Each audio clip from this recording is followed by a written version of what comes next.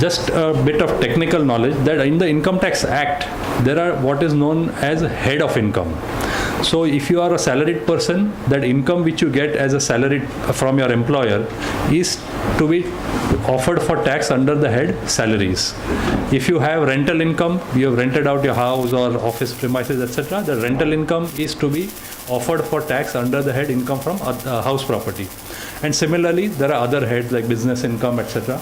But today what we are concerned with is a head called income from capital gains. And as far as possible, whenever I come here to Moneylife, I avoid using any sections, because I know all of you are not concerned with which section of the act we are talking about.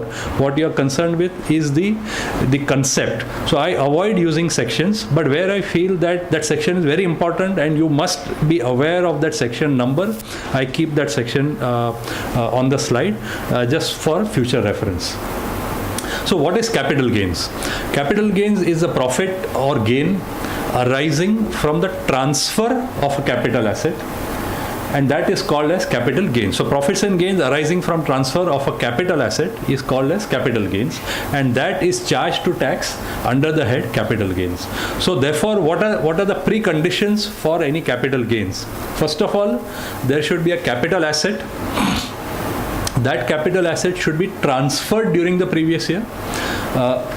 Forget the previous year is an income tax animal. Let's not worry too much about it. Basically the year. So the capital asset should be transferred during the year, and a gain or loss should arise from that transfer, and then tax has to be paid on that particular gain. So capital asset, transfer, these are the two most crucial terms, and the reason for highlighting them is because there is lack of understanding of the basic concepts of capital gain, which is what is a capital asset and what is the meaning of transfer. So if I ask all of you over here, you will say that capital gains in my language means if I sell something, there will be a capital gain, or there could be a capital gains. But that is not necessarily so, because capital gains arises on in the Income Tax Act what is known as transfer.